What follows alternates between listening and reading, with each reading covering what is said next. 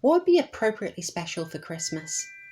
As I'm still a tiny channel, I thought back to the first video of mine that got any attention whatsoever. Now I put way too much time into my editing and fueling my life-destroying rotoscoping addiction, and to actually have a few hundred people watch the result, that meant a lot to me. That was a big deal. So in that video, in this video actually, I looked at the 2019 version of Black Christmas, or specifically I just looked at the trailer, because the trailer on its own made it absolutely Camp Crystal Lake clear that I should under no circumstances watch this obvious propaganda that was stealing the name of a film I really like and admire for its own nefarious purposes, whilst clearly having nothing to do with the actual series or the original. But I was told that was bad, that was unfair, that was dishonest. There was no way I could draw those conclusions from, the trailer and the actual words of the director. Silly me, what a goose. And so for the sake of a Christmas special and the integrity and honour of this channel, and of course, for you, I'm doing it. I am diving into 2019's Black Christmas and giving it a proper review. Lord help me. So here we go, 2020's in-depth, indulgent, proper horror show Christmas special.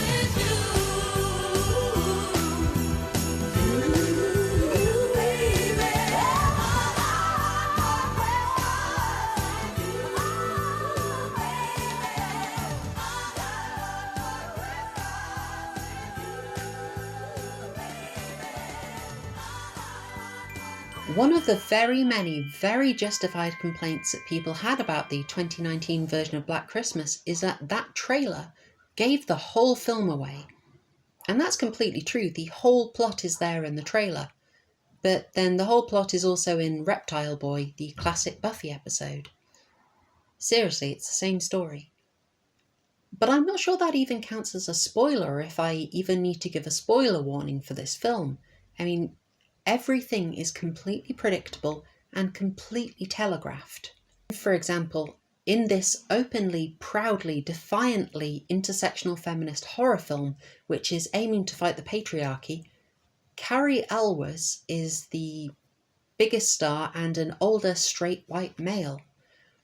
And we saw a male cult in the opening scenes, and Carrie Elwes as Professor Gelson in his first scene attacks feminism directly.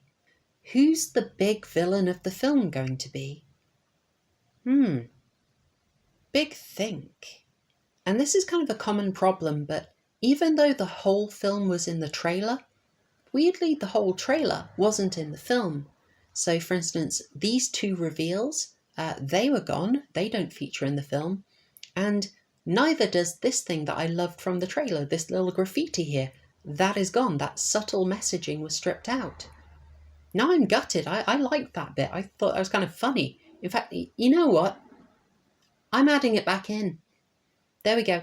I'm going to do that in every scene with that bit. And don't worry, just because that graffiti is gone doesn't mean the film is going to go all subtle and nuanced on you. No chance.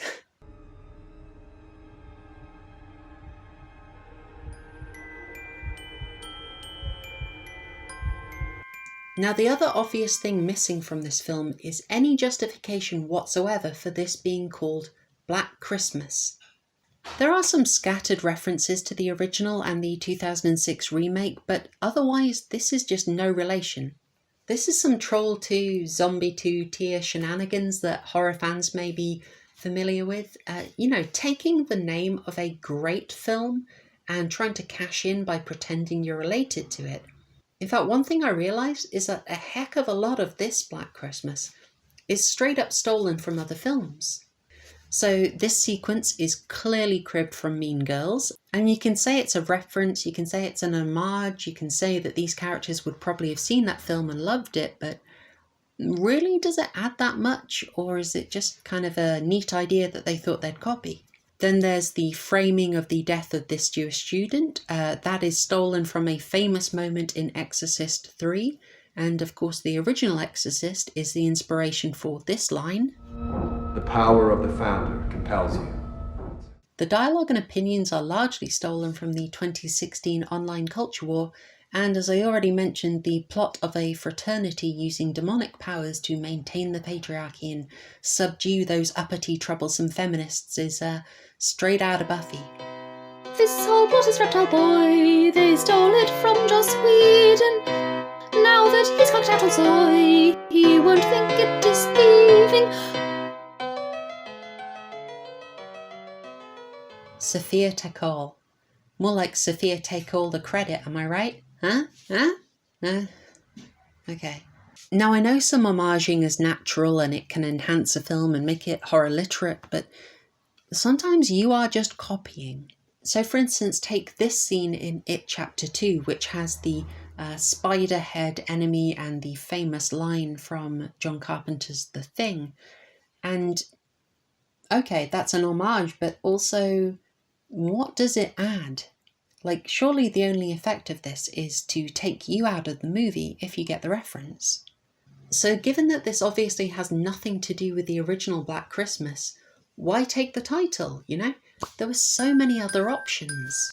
So having covered all the stuff that was just copied from other films, what does the 2019 Black Christmas bring to the table that's new and original? I have a final in 10 minutes and I can't find my Diva cup. Okay, that was a cheap shot, I admit it, alright. But honestly, the woke and intersectional politics here, they are basically the only original stuff in the movie, and they're clearly what the marketing and the director wanted us to focus on, so I guess we have to. Are you telling me this is a coincidence? I don't think so. But I am hesitant to address the politics of the film because I prefer to focus on storytelling, and also to an extent it's kind of pointless. What I mean is, if you share the ideology of the film, the writer, the director, then you probably liked all this stuff. Although even fairly woke horror channels seem to find it a bit overbearing. This film shoves things so down your throat that it makes it very uncomfortable to watch. But because the politics is such a major aspect of them, it's so overbearing, if, like me, you're not an intersectional feminist, then the film becomes borderline unwatchable.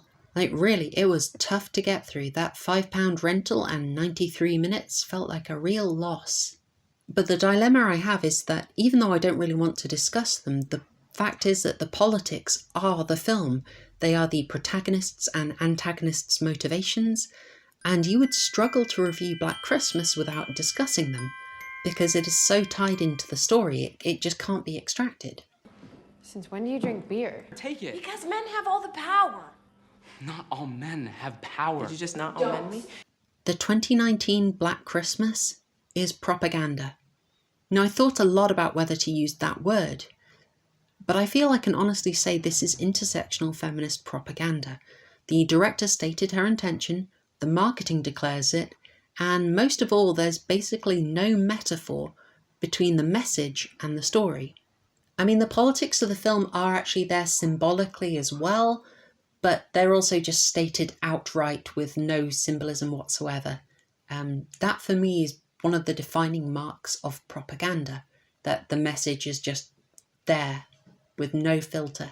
Another hallmark of propaganda is that there is no serious opposition to the film's messaging, to the film's agenda. There's no real dialogue about it.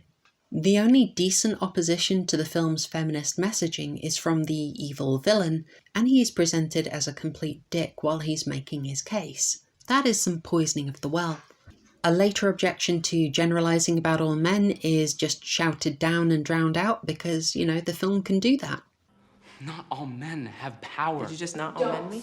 The writers aren't interested in balance, so they just wrote a script where no woman says, "Hey, you don't speak for me," and is able to dismantle Chris's position. Marty is also somewhat hesitant to agree with Chris, who is the main mouthpiece for the agenda, and Marty also dies. And the main character Riley learns at the end that she should be a radical Marxist anti-white identitarian too. I'm so sorry! You were right! I should have been fighting this whole time! The film is explicitly recruiting, and because of how overbearing the politics are, the film just becomes predictable and shallow. I have no nefarious plot to secret away knowledge from you. There are no covert meetings in hidden rooms where men discuss how to bury women. For instance, you know that because he critiques feminism, Carrie Elwes is going to be the big villain. You know, what's that, lassie? Some nuanced critique referencing actual feminists and highlighting some hypocrisy? Oh, well, it came from an evil, rapey white supremacist, so, you know, best discount that. Just disregard it. Step over. You guys don't want to fight the good fight. You don't want to confront the white supremacist patriarchy head on. This guy, Landon, well, because you know the film's agenda, you know immediately where it's going. Apparently this charisma-free, nervous, very shy simp is highly desirable. Very convincing film, very convincing. Oh, this guy though? No. I hear you, film. Aren't white guys just the worst? Everything becomes predictable. You know that this guy isn't going to sign Chris's petition, but she will. So will he, and you know, so will he and... oh, hey, dude, didn't you get the memo? What are you doing? Stop being an individual. You go back and sign that right now. They own you. In Sophia Takal's version of Black Christmas, the politics really are the plot. And they are absolutely transparently rooted in 2019 intersectional feminism. For instance, the evil patriarchal cult that is formed, it all kicks off after a statue of an old white guy is removed, a la the Rhodes Must Fall movement. That was a big story at the time. Do you think your art, culture, statues and history should be preserved? Are you worried about mobs of racial identitarians, Marxists and anarchists looting and burning down buildings and businesses? Well, that sounds like something someone in a rape cult would say. You want to rethink your position, bud. Pretty dangerous stuff. Years know if Black Christmas were made in 2020, Chris's crew would have pulled the statue down and burnt down the frat house in Act 1 already. That would have actually made it a shorter film. I kind of wish they'd gone with that. So Chris's aforementioned petition, as well as being a major plot point, is also another classic 2019 woke campaigning point, specifically on changing Professor Gelson's syllabus so that it meets Chris's ideological preferences. Hi there. Do you want to sign my petition against Professor Gelson and the ruthless misogyny of higher education? When all I did was ask why his syllabus has no women on it, queer people on it, trans people on it. Bint! Where are yours? There are no queer or trans characters in this entire film. Did you think for even half a minute before you wrote that line down and made a complete catastrophe for yourself? Congratulations on your massive self-own there and complete lack of self-awareness.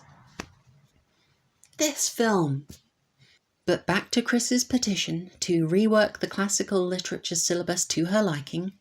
Now, the writers actually allowed a brief objection to Chris's politics here, but naturally Chris has to get the last word in and just shut it down. I mean, are we just supposed to not study the classics? Whose classics are they? Because they're not mine. Well, I guess racial identitarianism's back on the menu, boys.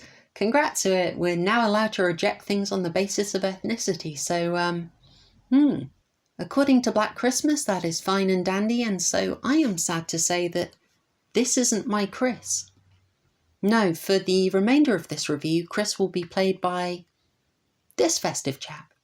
That is much better. That is much, much better. Now, I am obviously being glib here because these are hugely divisive topics and they're presented without any serious opposition, and it is grating to watch. It is really hard to watch propaganda like Black Christmas because you are constantly aware that you are being manipulated. Again, I don't want to rerun the culture war because, you know, we're not in 2016 anymore, Toto.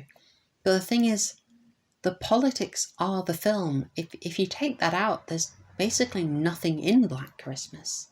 The ideology and agenda are even in little exchanges like this. Here, the dress I borrowed from you. All nice, clean, ready for the orphans' dinner tomorrow. Hold on. Is it bad we're calling it orphans' dinner? Since you're... Wait, my parents are dead? I'm kidding. You can totally call it the orphans' dinner. See, this orphan comment, it is apologia to pretend that woke feminists aren't overly sensitive about words and pushing cancel culture. That is why it's in this film just before this. Okay, good, because I thought it sounded cute, like Dickensian or something. Dickensian? Where do you want me to put that? Dickensian. So given that this film exists explicitly to push an agenda, you'd think it would do that well at least, right?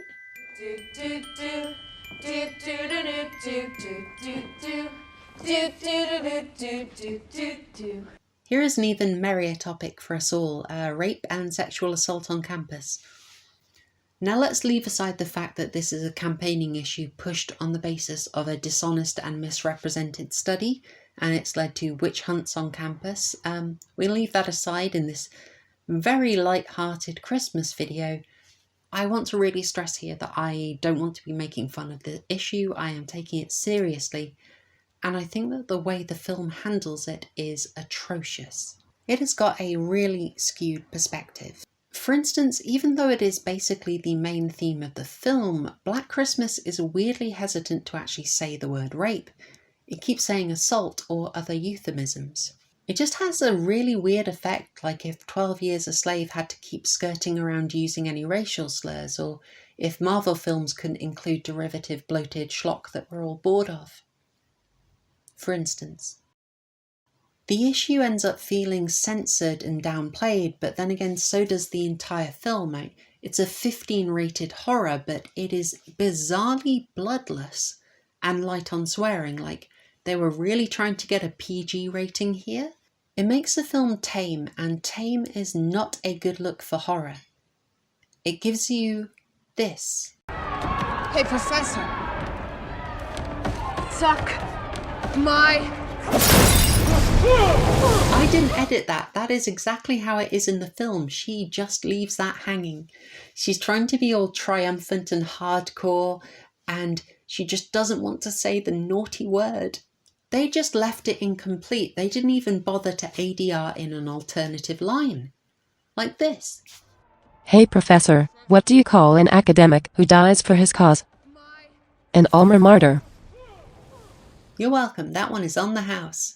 It's just so weird. Like, did they leave her line incomplete to try and get that PG rating? Or did they panic about a transphobia allegation if she had said dick? Like, what's going on there? And there are loads of weird moments like this in Black Christmas. Like, dude, what are you doing in shorts in this weather? What the heck? Then the scene just sort of cuts off and doesn't resolve even though the threat is there. I mean, presumably she ran the guy down, but she didn't break his bow because she has it at the end. Or maybe Chris has an additional bow, even though Chris never mentions archery. This film is a mess. Sorry, there are just so many weird moments in the film. Anyway, back to Black Christmas's complete failure to handle its main theme of rape and sexual assault. Riley, our charisma-free protagonist, played by the usually very good Imogen Poots, interrupts a sexual assault in progress in what's meant to be a demonstration of just how bad it is on campus. And this, by the way, is after-school special levels of terrible cardboard cutout villainy here. But what is this guy thinking? He either doesn't believe he was doing anything wrong, in which case, why does he react like this? You bitches are all the same. Or he knew he was forcing himself on her, in which case, why does he react like this? Right, you found her, so get the hell out. Girls want to pick up. We were in the middle of something. He just flips and becomes a stereotype. It's weird. And then he just walks off, leaving them in his room. Like, that's his room, what the heck? Now, after this super serious incident, do they call the police? No, it's not that serious, no. Riley lets her friend go and just sort of walk it off. Should I take you home? No. Will you promise you're going to text me as soon as you get home?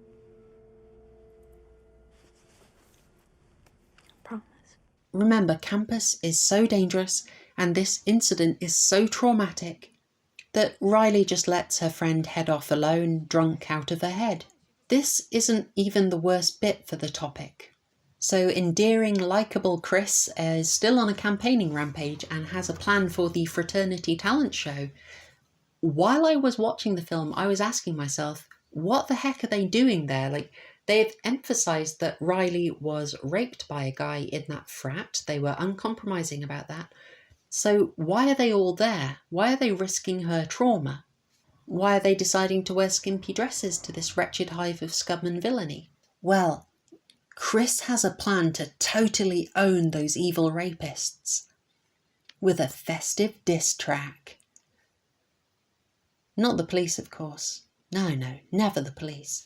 Like, this is the actual plot of the film. This is literally what they do. And it's just, like, is it me? Am I losing it? Am I going crazy here? Rose, I'm watching Black Christmas and it's just... Would you say it's a good idea for someone to make her friend, who is a rape survivor, do a Mean Girls style dance in front of her rapist and a whole fraternity full of similarly rapey dudes to, troll the rapists with a diss track about consent? Is this actually a real scene? No, that is actually in the movie. That's actually what happens. Right, okay. It's just, it seems like a really crap villain. What, the friend? No, she's a heroine. She's meant to be one of the good characters. Oh, this is the hero. Oh, this is the hero. Oh, of course. Of course this is the hero. Wow. Boy, do I feel stupid. I mean, have they at least considered calling the police? No, literally never. So, is there a lot of rape in this film? Oh yeah, there's loads of it. Like, the main character, Riley, she has literally just stopped a rape like 2 minutes ago. Oh my god, was there a fight? Did she call the police? Like, what actually happened? No, of course she doesn't call the police. She basically tells her friend to just, walk it off. Just walk it off? Yeah, just walk it off. Just walk it off? Yeah, she pretty much just walks it off. Rose? This is the actual film. Chris is using her rape survivor friend, putting her back at the scene of her trauma for a YouTube prank. This is all for Chris's clout as an activist and not at all for her friend's well-being. And jokes aside, this is something I actively hate about this film. Rape and sexual assault are serious issues that affect everyone, and when activists are constantly pushing horror stories about the difficulties of reporting crimes, that really dissuades people from reporting crimes. This film goes out of its way to sort of make sure that you never even consider going to the police about it, which is the number one thing you should do. It is so unhelpful and counterproductive. That means awful people go unpunished and not even investigated. That is irresponsible and counterproductive, and oh gosh, I hate this film. Hey, Professor. Suck my... We should get to the ending of Black Christmas. So the misogynist male cult that we saw at the start of the film and kind of throughout steps up its ambitions and starts attacking numerous uppity women in various sororities. They are quite a threat, these cultists, being powered as they are by innate misogyny. You're all insane. No, not insane, Miss Stone. Simply men. What did you do to Landon? He is who he was always meant to be, a fighter. It turns out that intersectional feminism does believe in some innate characteristics. Interesting. Also worth noting, from what is said in this film, this cult sprang up really recently in response to the statue being moved to appease woke campaigners. Now, if so, that is an impressive turnaround on this death cult. Like, that is some get up and go attitude. These guys have got gumption. I mean, unless before the statue was removed, they were just sort of meeting up and doing this weird shtick in the open campus. Any hoot, cultists invade the sorority, and Marty, who you will remember provided the only real counterpoints to Chris's polemics, is killed, naturally. Marty's boyfriend Nate decides to step up, but he's white, so Nate, I'm sorry, but you're gonna need to be this diverse to be an awesome ally and not just redirecting toxicity. Sorry, Nate. What is it about feminism and anti-natalism? Now, ultimately, we need a showdown in this story, and so Riley heads for the fraternity where the cult is based, and manages to get there, probably because this mega threat takes like 3 weeks to actually fire an arrow, and he aims for the door in any case. Why? Anyway, Riley manages to reach the fraternity, and she encounters some internalized misogyny. Maybe this is what convinces her to go all Valerie Solanas. Aren't you tired of fighting against your true nature, right? Just because we're taking our rightful place behind them doesn't mean that we aren't needed. It's so much easier this way. You are a traitor! This is what Black Christmas really thinks of women who aren't feminists. You know, 92% of women. Anyway, Riley's fate is almost sealed when she's suddenly saved by a whirl of incompetent filmmaking. This is a finale of the film. This is super important. This is a really bad time to screw up.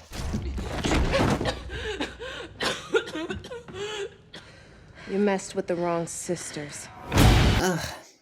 Okay, this isn't quite as bad as the throne room battle in The Last Jedi, but we're talking in that ballpark, you know? So for a start, the room is dark and you never really get a full angle of it, but from what I can see, there is at least 14 male cultists armed up with heavy bats and hopped up on demonic misogyny powers. 13 of them if this drip here doesn't actively take part. And then against them, 8 women, none of them athletic, armed with a menorah. Okay, firstly, disrespectful, and secondly, someone spicier than me could probably have a field day with the symbolism here, but let's just speed past that. So we have 14 armed, powered-up chads versus 8 barely armed women. This should be a curb stomping over with in 27 seconds, 19 of which would be spent teabagging the recently murked. But that would be against the message of the film, so the impossibility of the diverse sisters' victory is glossed over in a blurry, incoherent montage. Some gems of incompetence stuck out in this. I particularly liked this goofy run. Then you've got this big bad guy just pinning Riley instead of punching or even choking her. Of course, this is symbolic, it's there to remind her of her rape, but it breaks the logic of the fight and the logic of the scene. This is a prime example of the agenda coming first and the story second. We're in Jordan Peele country here. They left in this hilariously bad fake punch.